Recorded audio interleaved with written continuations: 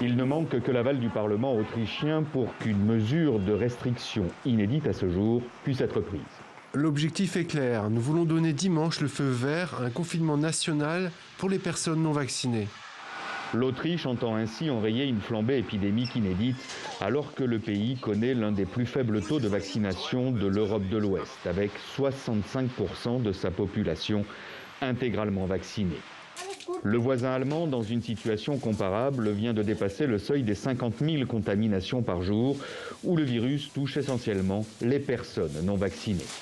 Même si la situation est différente, parce qu'un grand nombre de personnes ont été vaccinées, elle n'est toujours pas bonne, notamment parce que trop peu de citoyens ont opté pour la vaccination jusqu'à présent.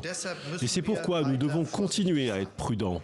Résultat, envisagé depuis plusieurs jours, de nouvelles restrictions visant les personnes non vaccinées sont sur le point d'être prises en Allemagne, notamment au niveau de l'accès aux lieux publics. Aux Pays-Bas, c'est d'un confinement partiel dont il est question, avec la fermeture des bars, restaurants et magasins non essentiels à partir de 19h le soir.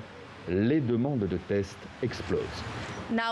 Maintenant, nous commençons la journée avec un agenda bien rempli. Beaucoup de gens viennent sans rendez-vous parce qu'ils veulent tellement un test. Mais nous n'avons tout simplement plus de place. Le Centre européen de contrôle des maladies vient de placer 10 pays dans la catégorie de préoccupation la plus élevée. Seul le sud de l'Europe semble pour le moment épargné.